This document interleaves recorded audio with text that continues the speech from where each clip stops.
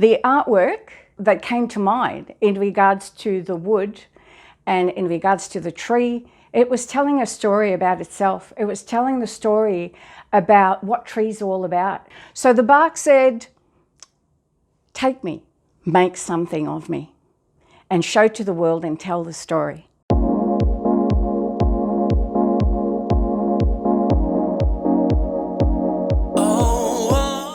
Hi, I'm Alexandra Calmel.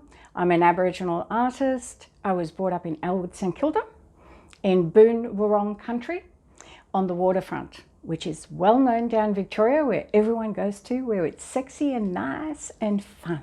I'm an upcoming artist, and what that means is I've been a closet artist, although I've worked with many artists for a very long time. Most of my artwork has been in the garage. So now as an upcoming artist, it's actually come out. Some people have actually seen it to come out to the waterfront, so to speak.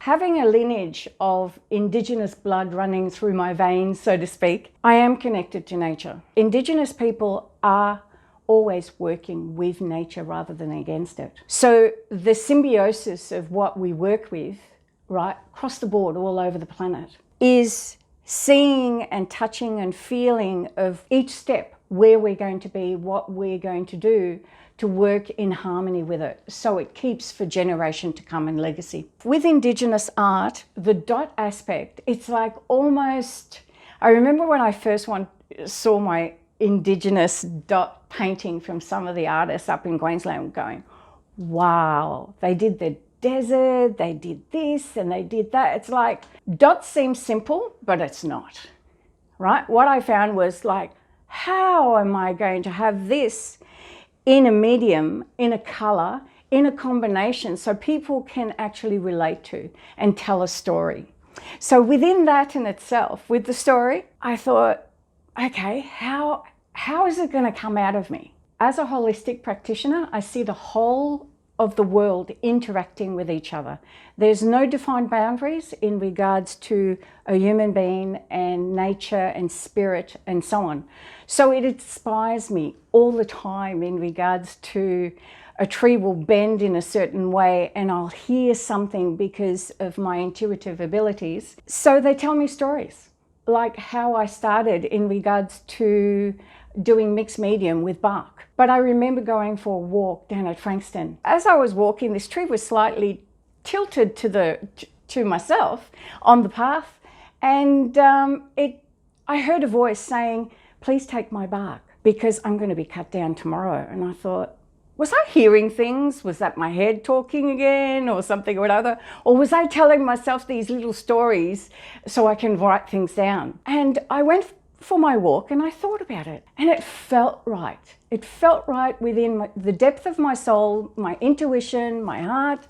I came back, I took the bark, and the following morning, the tree was gone. The artwork that came to mind in regards to the wood and in regards to the tree, it was telling a story about itself. It was telling the story about what trees are all about and how many people have forgotten what trees are all about in our life, because it gives us breath. Without trees, we don't exist, right? Without trees, we're not healthy. Without trees, we can't grow things. It is so multi-dimensional in regards to what a tree does that we as a society are forgetting what trees are all about.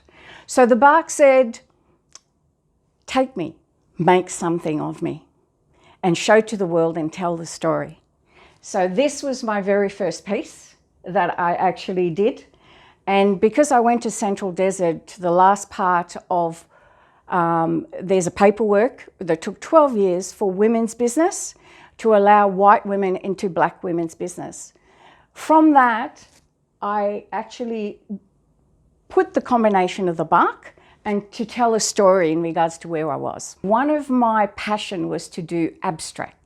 Because even though I can paint what you can see, I had in my mind, in my mindset, to actually do abstract art, but so people can actually touch and feel. So what you can see is the combination of what's in nature and combined together and eventually not just doing dots, but the texture is, I wanted people to get engaged. The way that you engage in regards to this, you can actually touch and feel. It's not going to break. And children and even adults alike are quite touchy-feely because eye candy is good. We're used to that perfection and that beauty around us, but someone can actually go and feel and touch and sense because it opens up your senses in regards to what's out there. In 2004, my mum said, "You don't know your family," and she is Dutch-French background. And she mentioned to me, "You need to go and see your family before she dies." I ended up going to Rodrigue, an island off the coast of Mauritius, and they're not Mauritian, they're Rodriguez. And she's a proud white woman, French, Dutch, of course. And then there was me, that was so different in regards to the family. And I didn't even know at the time that I was different. I just thought that they didn't like me because I have my own looks, I'm dark, I've got the curly hair, everyone has straight hair, hazel eyes, blonde, but I had the tallness and the strength and the gorgeousness. So I went there and did that. But little did I know that on the 24th of December, 2004, there was a huge tsunami. And I remember lying on the beach at 9 o'clock and meditating and just experiencing that moment where it's completely still with a beautiful blue sky in the middle of nowhere that you've never been. And I heard my name. I have an ancient name that I cannot say until the time comes. And I heard my name in the wind, and I got out of the meditation and stood there, looked over the horizon and gone, there's water coming over, breaking. And then I thought, nah, that's not possible, because on top of the hill, there was a lookout in regards to these things. So I didn't dismiss my intuition. I went, no, I'm not going to question it, analyze it, because the intuition comes and then it goes. So I moved out and I walked up to high ground. Within 15 minutes, the water was already up to where my cousin's house were. And I was on the top house, thank God. And there was already water and everyone was screaming down the bottom, look at the water and everything else. As we came down, the waves were coming in and dragging things out. So I am blessed that Spirit was calling out to my name and that I listened in regards to my intuition. When I came back, I thought I was perfectly okay, apart from the emotional content of the family and meeting them, is my body started to break down. So even though the physicalness in regards to the outside wasn't there, it was affecting my body. My right and left brain coordination went out and I couldn't process even walking to the fridge because I could see a fridge, but I had no name. So many pathways within me got disconnected and I had to find different ways to be more grounded and to be here in the moment. That's when I started to see things differently, how I can just be in the moment and paint, be in the moment and create, be in the moment, see what's coming through me. But I had an openness within myself, within my brow, within my heart, and my solar plexus was kind of encouraging me going, you need to do something because otherwise you're going to die, because you're going to be so depressed and it's going to not create what you've always wanted to create. The very first artwork that I did do is Tsunami on the Sun. And Tsunami on the Sun is quite interesting because it relates to what's happening on our planet right now. The sun on top and it has the solar waves coming out. And I did that first, and same with the moon cycle. And in between just stayed there for a good 6 to 8 months. And then one day I woke up and it was like, because I work with the cellular memory, I saw genetics and I started to do the dots in the genetic strand, which is transmutation of all of us and transformation for the evolution of man and evolution of everything on the planet. So it developed into telling stories of various levels of consciousness, from the dreaming of dots and the textures when you go through of the water, of the coral, and everything is a circle of life and everything that you go through, right? And the dreaming of the dugongs of the water. and the connections that I have with the water as well. So it shows in my work.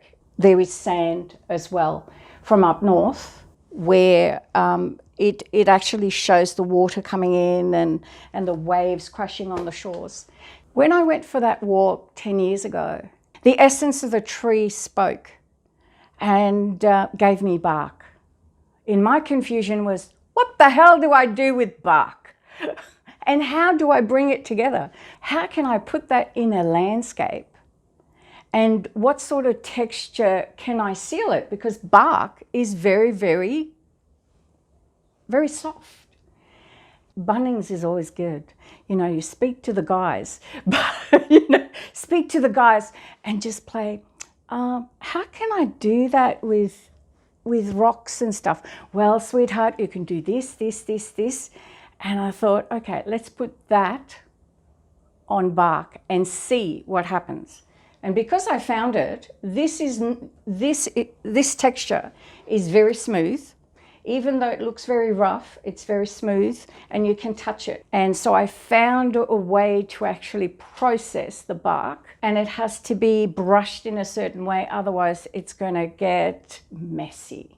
It's going to break. It depends on the substance, the glue, and how it's processed, and temperature, and how to make it dry without having other dimensions on it, so you can actually see the movement of the bark, and the colour of the bark as well is very important. I'm currently putting a website together. I will be on calomelart.com. I also have a platform with ColourSpace with limited edition for Australia of only 33. I also have US prints at 149. I also have 3 products coming out for America for an ointment that is made in Australia, which is really awesome. That's coming out into the world. And my artwork of morphing art and other artwork will be on those products. I am on Instagram with Calomel Art and Alexandra Calomel. I'm also on Facebook as on Alexandra Calomel and Calomel Art.